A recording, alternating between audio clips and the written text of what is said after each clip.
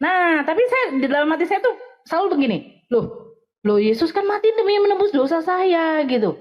Dia kan sudah berkorban. Tapi apakah mungkin Tuhan itu harus mati menebus dosa manusia gitu loh. Nah, ketika saya sudah tahu sebenarnya sosok Tuhan itu tidak boleh yang namanya kelihatan.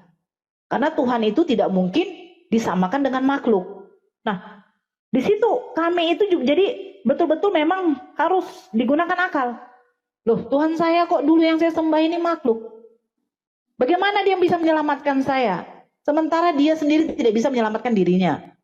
Bagaimana mungkin saya menjadikan dia juru selamat sementara dia tidak selamat? Assalamualaikum warahmatullahi wabarakatuh. Pada kesempatan kali ini kita akan menyaksikan sebuah debat yang sangat menarik antara mu'alaf Nora dengan seorang pemuda murtadin. Mereka membahas konsep ketuhanan dan keselamatan dalam ajaran Kristen secara mendalam dan tajam. Perdebatan ini sangat menggugah pikiran kita untuk lebih memahami perbedaan antara Islam dan Kristen. Nora dengan lugas membantah argumen-argumen sang pemuda dengan dalil-dalil yang kuat dan logis. Simak video selengkapnya agar kita tidak ketinggalan setiap momen penting dalam perdebatan ini. Namun sebelum lanjut, jangan lupa untuk memberikan dukungan sederhana dengan menekan tombol subscribe dan like video ini. Dengan begitu, kita sama-sama berbagi kebaikan untuk lebih banyak orang. Debat ya, kita ingin sharing tentang kesaksian kita masing-masing kenapa Kak Nora berpindah dari agama Islam, berpindah dari agama Kristen masuk ke agama Islam, dan kenapa saya meninggalkan agama saya dan pindah ke agama Kristen. Saya dilahirkan dari orang tua yang berbeda agama, papa beragama Islam dan ibu beragama Kristen. Itu. Di umur 20-an, saya meninggalkan Tuhan Yesus di dalam kehidupan saya. Alasan saya meninggalkan Tuhan Yesus di dalam kehidupan saya bukan karena keinginan hati saya ingin masuk ke agama Islam, bukan karena kemauan saya, tapi saya punya motif tertentu. Ketika saya ingin masuk ke agama Islam, motif tertentunya apa? Karena saya punya rencana mau menikah. Jadi saya berpindah agama Islam. Saya tekankan dulu. Jadi saya masuk ke agama Islam itu bukan dari keinginan pribadi saya, enggak. Tapi saya punya motif tertentu berpindah agama, masuk ke agama Islam karena mau menikah. Nah, hubungan kami yang semulanya baik-baik aja, beberapa minggu menjelang pernikahan kami, akhirnya ada satu permasalahan yang saya nggak bisa maafin. Akhirnya saya memutuskan untuk membatalkan pernikahannya, gitu. Untuk membatalkan pernikahannya, saya sudah pindah ke agama Islam. Di situ saya mulai, kalau kata orang namanya kita batal nikah ya, saya udah mulai depresi gitu. Nah, di waktu saya depresi itu, akhirnya saya terjerumus lagi ke dalam dunia narkoba. Kurang lebih 3 tahun saya menggunakan narkoba di dalam kehidupan saya. Saya ada di titik terendah dari penggunaan narkoba. Akhirnya saya ditangkap. Nah, ketika saya ditangkap, saya coba buat telepon orang tua saya. Mah, bisa bantu aku nggak, Mah? Aku nggak mau ngejalanin hukuman ini, Mah. Masa depan aku masih panjang. Aku nggak mau ngejalanin hukuman ini. Bisa tolong nggak, Mah, bantu aku? Gitu. Tapi Mama jawab, nggak deh. Keluarga nggak mau bantu. Karena apa? Semua kesalahan kamu. Kamu udah cukup bikin malu keluarga. Karena ibu saya udah nggak mau bantu, akhirnya saya minta tolong ke abang saya. Sama, jawaban yang sama. Karena saya udah mentok ya, saya nggak bisa marah sama orang tua saya nggak bisa marah sama abang saya. Karena apa yang mereka lakukan itu benar. Di saat saya menggunakan narkoba, banyak orang yang saya rugikan. Dan terutama itu yang saya rugikan keluarga, sahabat saya, bahkan saya menjadi penipu online. Muka saya itu diviralkan di tahun 2020 itu, hampir di semua media sosial Facebook. Muka saya ada atas nama Oki Saputra. Ketika saya sudah nggak tahu lagi mau minta tolong sama siapa, saya ingat satu nama. Saya ingat nama Tuhan Yesus. Saya yang pernah meninggalkan Tuhan di dalam kehidupan saya, kurang lebih 3 tahun meninggalkan Tuhan Yesus. Malam itu saya berdoa secara kekristenan. Kurang lebih doa saya seperti ini ya, kalau nggak salah, Tuhan, aku udah ninggalin Tuhan di dalam kehidupan aku. Aku mau Tuhan bantu aku. Aku mau Tuhan ketuk hati keluarga aku, supaya mereka mau bantu aku. Puji Tuhan, setelah aku berdoa malam itu, besoknya kakak saya yang perempuan yang notabene-nya beragama Islam, datang bantu saya. Untuk mengurus saya biar saya bisa keluar, karena saya bukan seorang pengedar. Ketika ditangkap sebagai seorang pengguna. Bukan di situ aja, saya percaya sama Tuhan Yesus. Waktu saya ingin lepas dari jerat belenggu narkoba, saya nggak bisa mengandalkan diri saya sendiri. Ketika saya mengandalkan diri saya sendiri, saya merasakan yang namanya sakau. Tapi ketika saya berdoa dengan Tuhan Yesus, saya menyebut nama Tuhan Yesus, puji Tuhan, sampai detik ini, Tuhan Yesus mampu melepaskan saya dari jerat belenggu narkoba di dalam kehidupan saya. Bahkan Tuhan Yesus mampu merubah saya jadi pribadi yang lebih baik lagi, pribadi yang takut akan Tuhan. Bahkan Tuhan Yesus mampu pakai saya. Tuhan Yesus merubah saya. Dari dulunya saya sampah masyarakat, dan sekarang Tuhan Yesus pakai saya untuk menjadi saksi Tuhan di dalam kehidupan saya. Yang terpenting, saya bersaksi tentang kebaikan Tuhan di dalam kehidupan saya, tanpa saya menjelekkan agama siapapun. Mungkin itu, Kak Nora, silakan. Pemuda yang menjadi lawan debat Nora ini pada awalnya adalah seorang muslim yang taat dan rajin beribadah. Namun sayangnya ia kemudian memilih keluar dari Islam karena merasa beberapa kali doanya dijabah oleh yang dia anggap sebagai Tuhan Yesus. Dia menganggap pengalaman pribadinya tersebut menjadi bukti kebenaran ajaran Kristen dan memutuskan untuk murtad. Padahal sebenarnya hal tersebut bukanlah bukti kebenaran, melainkan hanyalah tipu daya setan yang licik. Setan dengan senang hati menipu manusia agar menjauh dari jalan yang benar dan masuk ke dalam kesesatan. Kita harus waspada terhadap tipu daya setan yang bisa datang dalam berbagai bentuk dan cara yang tidak kita duga. Oke. Mudah-mudahan nggak doubling ya.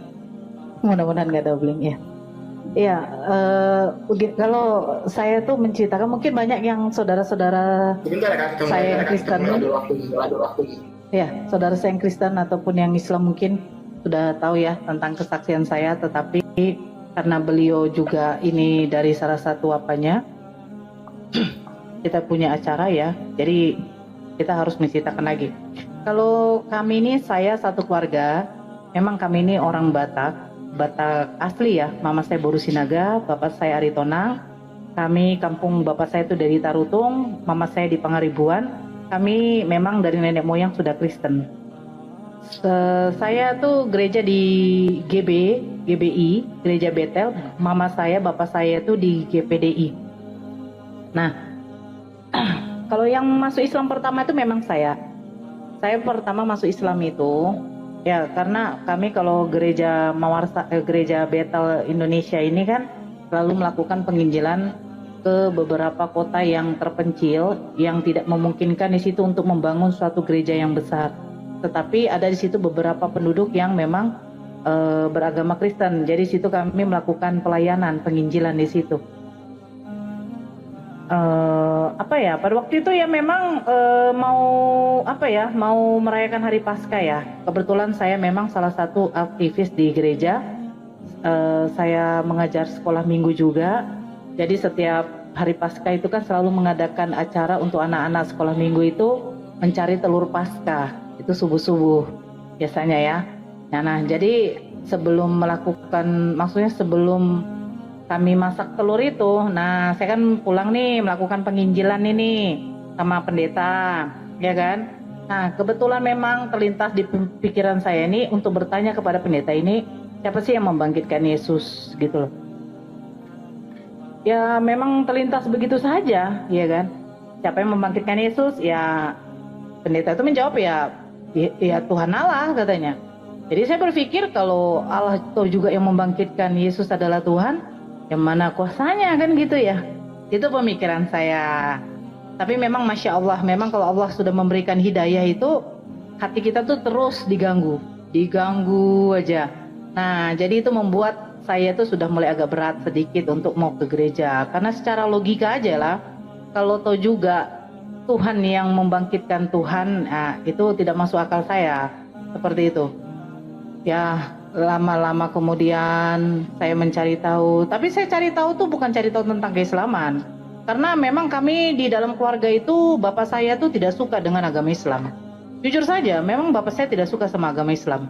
Bahkan bapak saya itu kalau melihat saya membawa kawan saya yang beragama Islam selalu disuruh pulang. Suruh tuh kawanmu pulang tuh. Itu teroris itu, Taliban itu. Selalu dibilangin kayak gitu tuh. Nah, saya cuma bertanya kepada teman saya yang Islam. Kebetulan bukan satu kerja ya, tapi satu wilayah kerja lah. Nah, dia itu saya tanya cuman ada nggak sih nama Yesus di dalam Islam gitu loh. Ya, karena kita kan penasaran, apakah cuman memang Yesus dalam Kristen yang ada?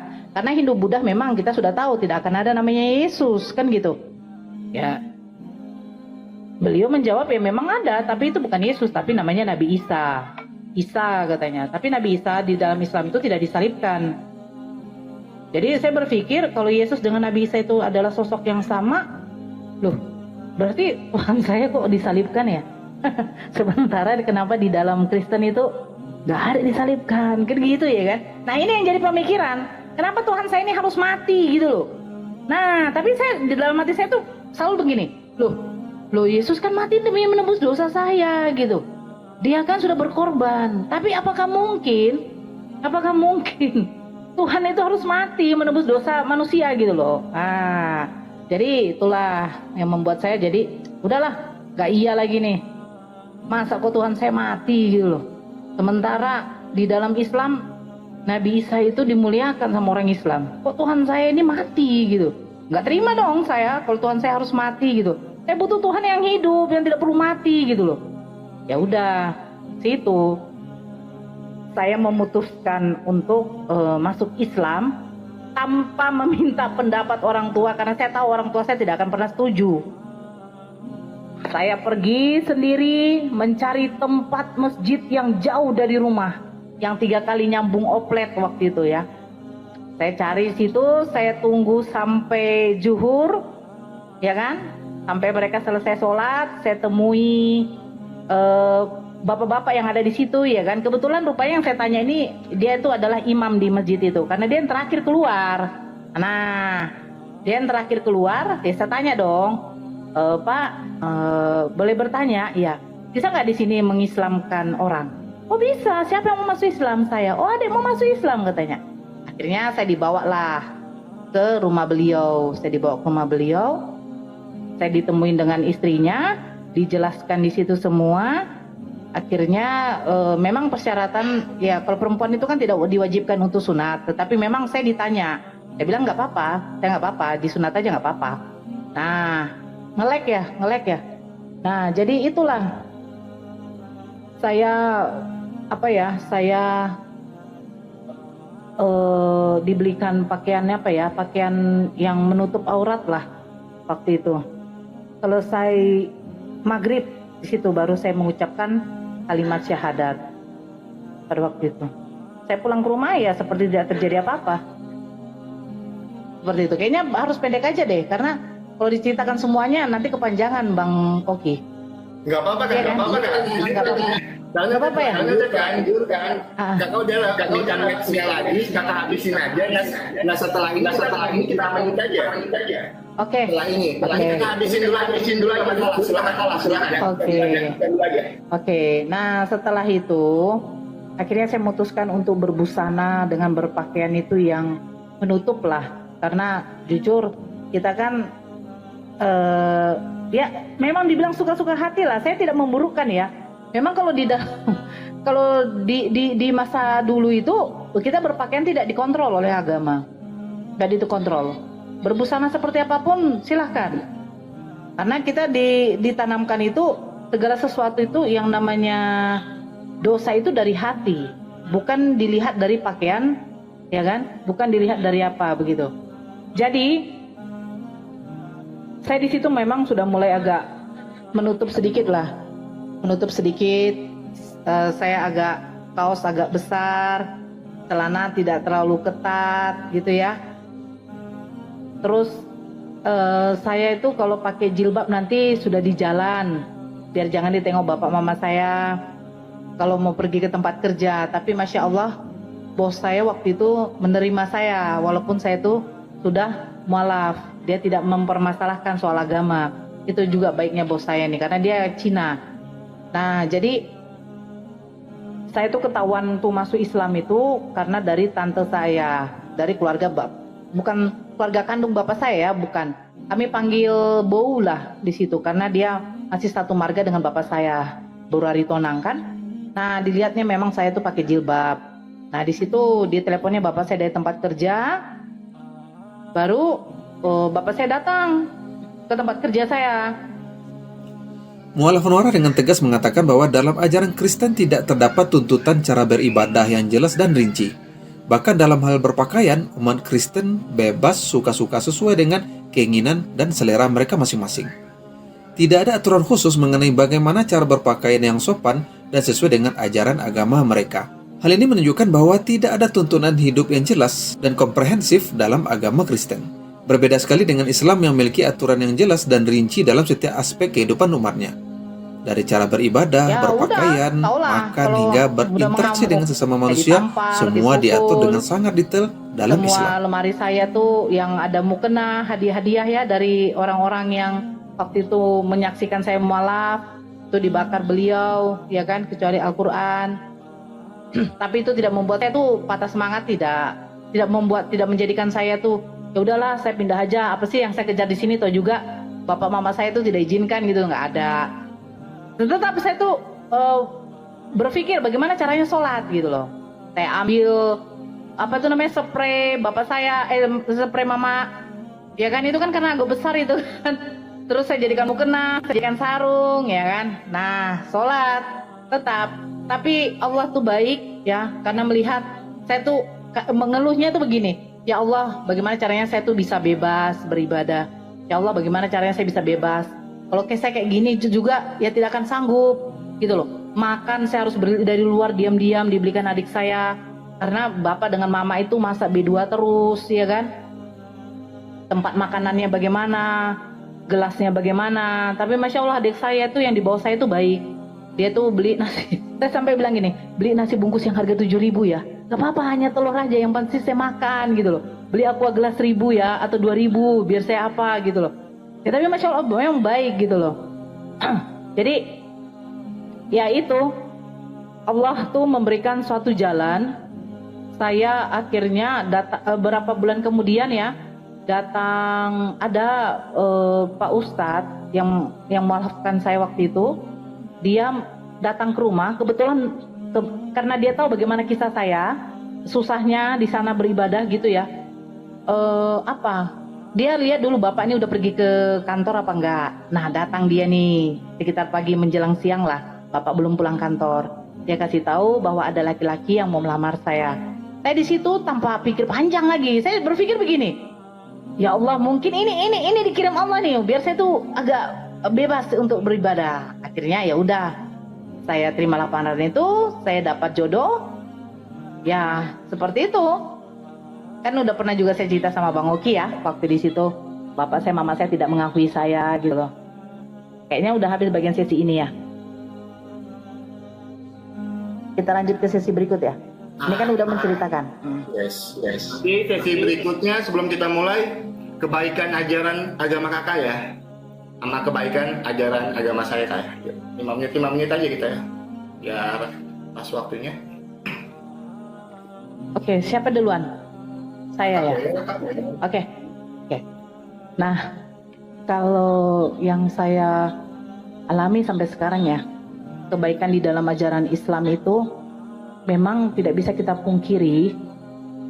Yang saya bandingkan juga di dalam Kristen itu kan, kalau di dalam Islam itu mudah sekali untuk mengumpulkan pahala. Bahkan senyum saja kita itu sudah ibadah. Masya Allah, senyum saja udah beribadah. Kita maksudnya begini, ketika ada batu di tengah jalan yang membuat nanti pengendara itu jatuh, kita singkirkan aja, Masya Allah, itu sudah suatu pahala. Sekecil apapun itu sudah dinilai oleh Allah, itu adalah pahala buat kita. Nah ini Masya Allah ya. Terus kebaikan apa lagi?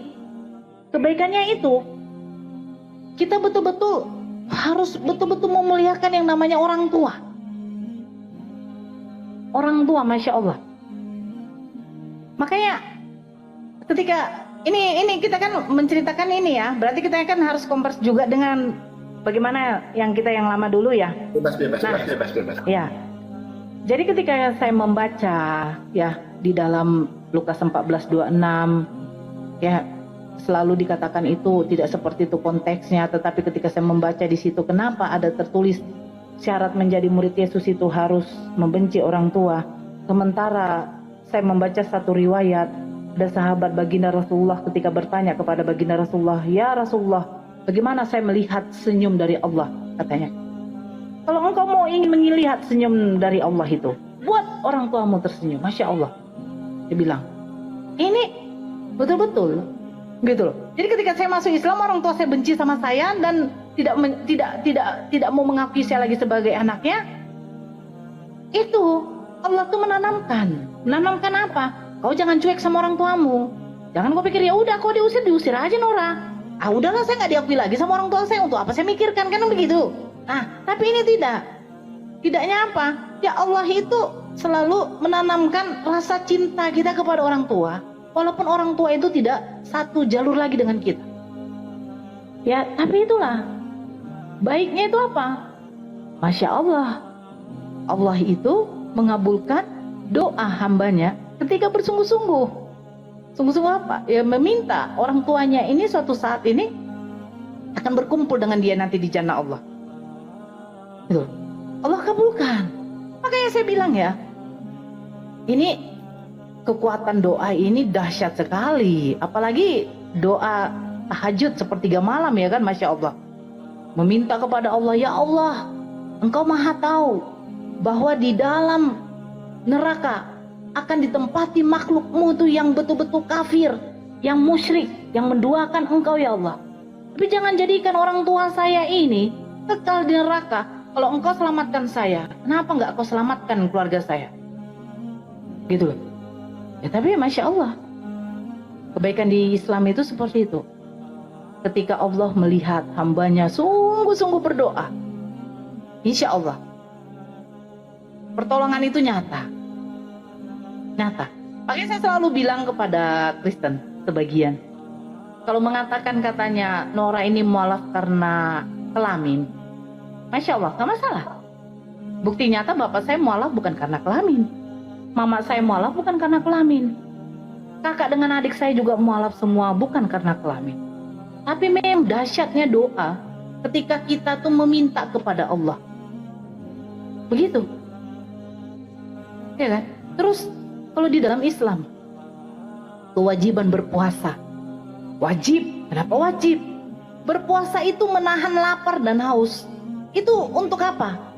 Biar kita itu bisa merasakan bagaimana orang-orang yang di luar sana yang mungkin dalam satu hari itu belum tentu bisa makan. Belum tentu bisa makan, bro. Harus mengais-ngais sampah. Ya kan? Diwajibkan. Berpuasa di bulan Ramadan wajib hukumnya. Ketika orang itu dalam masa nifas atau hamil atau haid, nah ini bisa digantikan. Karena apa? Karena ini hukumnya wajib. Itulah indahnya Islam. Islam itu mengajarkan, hei kamu yang berpunya duit, lihatlah saudara-saudaramu di luar sana, orang yang kekurangan itu bro. Kau enak makan kau di KFC sana kau, di mall sana kau. Datang orang itu mengais-ngais, dia akan menjual mungkin dapatnya 5.000, dibelilah mungkin tempe 1, iya kan? Nah, minyak goreng nggak ada, minyak jelantah yang ada digoreng. Hei, biar kau rasakan juga bagaimana saudara-saudara kalian ini yang lagi dalam keadaan susah. Diwajibkan kamu berpuasa sekali setahun. Itu indahnya itu. Jadi Allah itu mau menyetarakan kalian pun yang pejabat tinggi sampai sesultan apapun kalian, punya rumah 100 tingkat pun kalian mencapai langit di atas sana. Tapi yang namanya berpuasa, ngelek ya. Yang namanya berpuasa itu hukumnya wajib. Aman, oke. Membayar zakat 2,5% bagi yang memang sanggup ya. Katakan sanggup itu bagi orang yang memang betul dia sanggup. Ada orang yang tidak bisa makan, untuk makannya aja susah, dia mau bayar zakat gitu ya kan. Nah itu tidak diwajibkan. Tetapi ini ya, zakat itu diperuntukkan siapa? Maaf, zakat itu bukan untuk imam, bukan untuk imam di masjid, bukan untuk orang-orang yang salah sasaran seperti BLT. Zakat itu diperuntukkan untuk 7 golongan. Kalau saya pertama kan golongan, tetapi budak yang merdekakan itu sudah tidak ada lagi ya. Yang untuk fakir miskin, untuk janda, untuk para musafir, untuk yang ya kan, yang sudah menerima hidayah, dan apa lagi? 8, tapi kan satunya kan sudah tidak dipakai lagi, yaitu memerdekakan budak, tidak ada lagi. Nah, itu wajib hukum. Mu'alaf Nora juga mengemukakan argumen yang sangat kuat mengenai konsep penembusan dosa dalam ajaran Kristen. Dia mengatakan bahwa Tuhan sebagai pencipta alam semesta yang maha kuasa tidak perlu mengorbankan dirinya sendiri. Tuhan yang maha kuasa pasti mampu memberikan ampunan dan keselamatan kepada hamba-hambanya tanpa syarat yang rumit. Konsep bahwa Tuhan harus turun ke dunia dalam wujud manusia untuk menebus dosa manusia sangatlah tidak masuk akal. Sebab jika Tuhan benar-benar maha kuasa, maka dia bisa mengampuni dosa siapa saja hanya dengan kehendaknya saja. Tidak perlu ada proses penyaliban, pengorbanan, atau penembusan yang bertele-tele seperti yang diajarkan dalam teologi Kristen. Wajib hukumnya. Tetapi apa maksud dari zakat itu? Yaitu dijelaskan bahwa zakat itu untuk mencuci harta. Saya nge-lag betul ya. Zakat itu untuk mencuci harta kita. Harta apa? Ya yang kamu dapat selama ini. Itu dikasih oleh Allah. Ini mantap sekali. Zakat ya. Ada juga mencuci harta gitu loh. Dan sampai waktu pertama kali saya masuk Islam bilang, ini zakat itu mencuci harta kamu. Nih, gitu. Masya Allah. Jadi Allah itu memang adil. Artinya seperti kita berpuasa, hanya untuk kesehatan, kedua biar kita rasakan bagaimana saudara kita yang di luar sana susah. Terus yang kedua, harta yang kita dapat itu sudah kita mengeluarkan zakatnya untuk orang-orang yang memang pantas dan seharusnya menerima itu. Karena berhubung bukan saya sendiri yang masuk Islam, ya karena keluarga saya juga semua sudah alhamdulillah sudah muslim ya.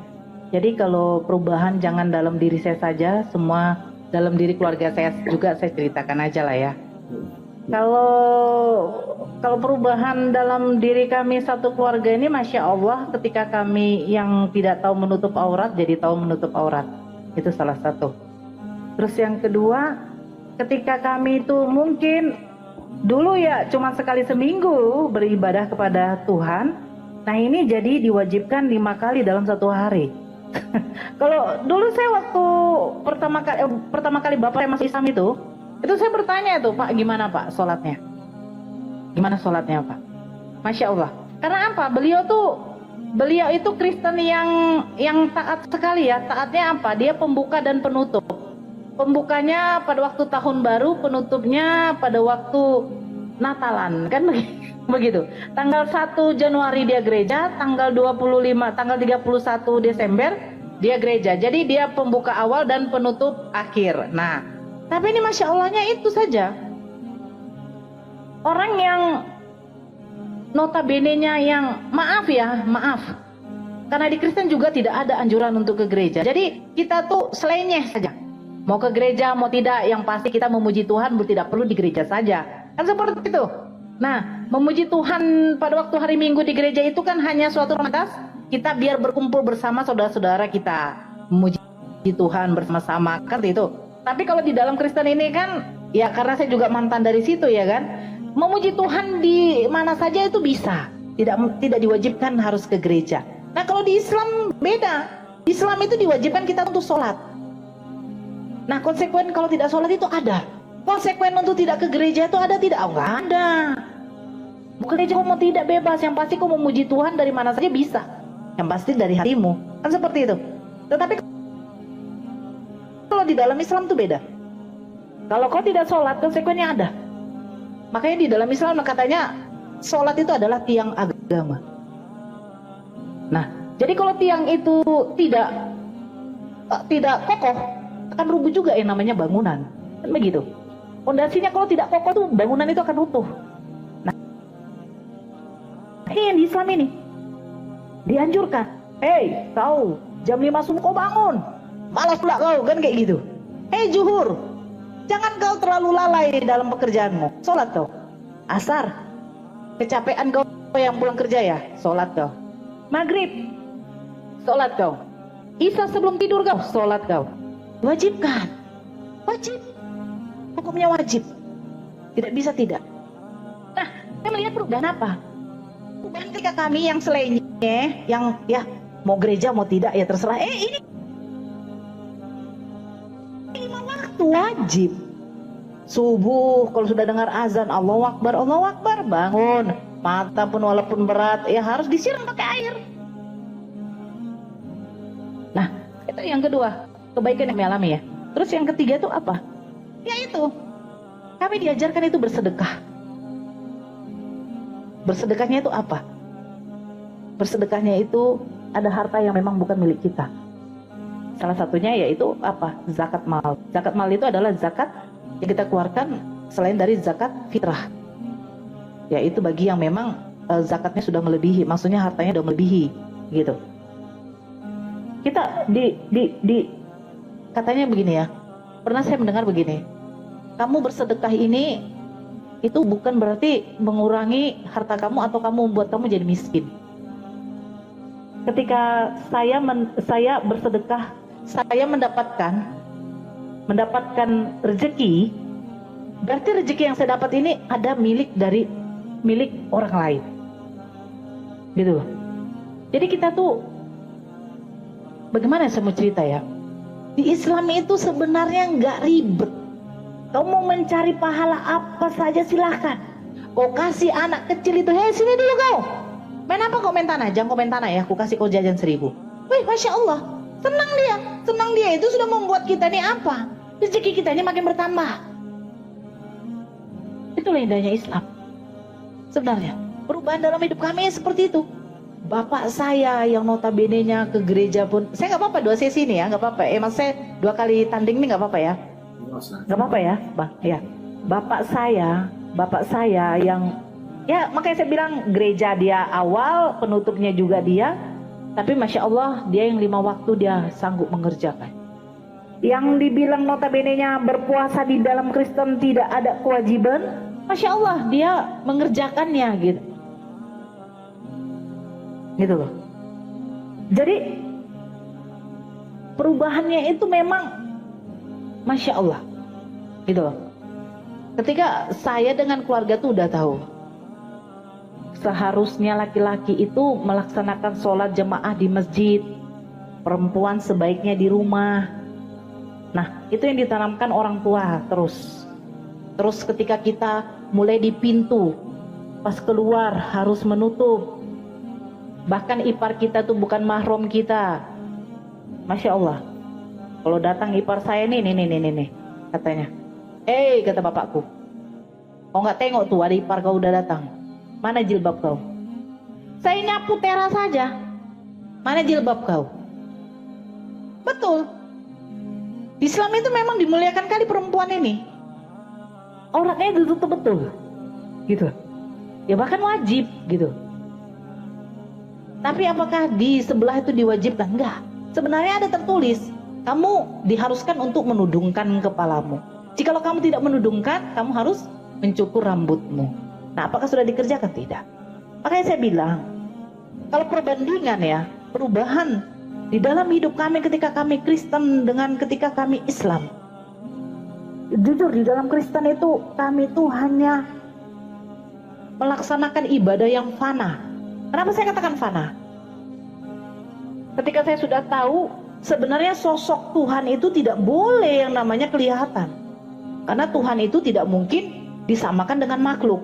Nah, di situ kami itu juga jadi betul-betul memang harus digunakan akal. Loh, Tuhan saya kok dulu yang saya sembah ini makhluk. Bagaimana dia bisa menyelamatkan saya? Sementara dia sendiri tidak bisa menyelamatkan dirinya. Seperti itu. Iya kan? Bagaimana mungkin saya menjadikan dia juru selamat sementara dia tidak selamat? Itu mustahil. Bagaimana mungkin ketika saya berdosa datang Tuhan saya menebus saya? Ini kemana ini? Gak mungkin itu. Ketika orang lain mencuri, nah saya ini dijadikan tumbal untuk menebus dosa-dosa mereka. Oh ngawur kamu.